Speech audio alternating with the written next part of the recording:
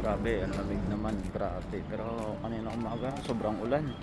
Ngayon naman, ganda ng panahon. Ganda ng lubog ng araw. Panibagong moldy na ulit kami. Tapos na ako doon sa cone na ginagawa ko. Ay, lamig. Kailangan ng alak para pampainit. Yun na nga guys, napalaban na naman tayo sa bagong molde. Ito ay madalang kong gawin. Ang gumagawa nito ay si Maui, yung aking katrabaho. Nung unang unang meet up namin ng mold na to, ako ang gumagawa pero mas na-master to ni Maui.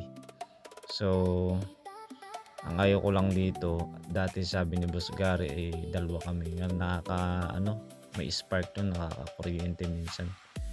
Yung heat kasi basta yun pag inalis mo sa mold. So far nakadalawang molde ako. Yun na guys, habang tayo ay nagpapahinga ngayon at ginagawa nito ng music voice lesson, voice over pala, ay napaisip ako sa mga AI na pabiruin mo yung AI na yan pala, lalo na yung inventor ay yung gumawa ng Claude AI. Abay, may portion pala doon na may kakayahan ang AI na gumawa ng sariling AI. Diyos ko po, nakakatakot nga yun. Kaya tama pala yung sabi ni Elon Musk. Laman matapos. Ay, nako. Minus 10 na oh. Ay, nako, no? Ikakat ko na, 2 minutes na lang. Ikat ko na. 60 minutes ang cooling time.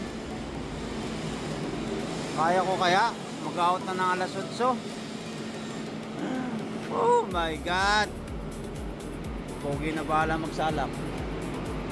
I-unload ko na lang. So yun, back to Elon Musk. Sabi niyo, mas delikado daw ang AI sa nuclear war. So totoo pala yun.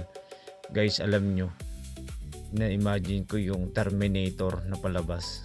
Posible pala mangyari yun guys. Kaya sana walang magkaroon ng programmer na masama ang isip. Biruin mo kunyari yung AI magkaroon ng free will o sariling desisyon sa buhay nila. Abay, Diyos ko po, nakakatakot nga yan. Marami maapektuhan. Basta bahala na kayo mag-isip dyan. Search nyo sa Google. At isa pa guys, itong trabaho namin dito ay payo ko lang sa mga kapwa ko OFW, ay kayo ay maging sa sarili. Unahin nyo ang sarili, wag ubos-ubos. Kasi ang hirap ng buhay dito sa abroad guys. At ang pag-abroad ay para sa akin ay hindi talaga dapat karirin. Mas masarap ang buhay dyan sa Pilipinas. Huwag na natin pansinin yung mga corrupt, mga official din. Mamamatay din yung mga yan. Magkakandaubos din yan. Na lamang natin yung mga bagong sibol na politiko na handang magbuwis buhay sa sariling bansa, hindi sa sariling bulsa, gamit ang mga mali-malitang pera. Mamamatay din yan. So akin lang ay sa mga kapwa ko OFW, mahalin nyo ang sarili nyo, pangalawa ang pamilya, pero unang-una ang Diyos. Huwag nyo kakalimutan laging manalangin. Dahil kapag nasira ang ating kalusugan, pananampalataya at ang ating buhay, kawawa ang pamilya natin. Ako nga dito ay todo reklamo na dahil boryo na ako. Naalala ko minsan nung unang trabaho ko dito, excited ako. Abay, habang natagal 2 taon na mahigit abay ako'y nauumay na, sabi ko ako'y papatikar na pauwi dahil hindi ko maintindihan. Basta sabi ko nga, kunting tiis na lang. Yun lang guys, maraming salamat sa walang kwentang video sa panonood na ito. Ingat kayo lagi, bye bye.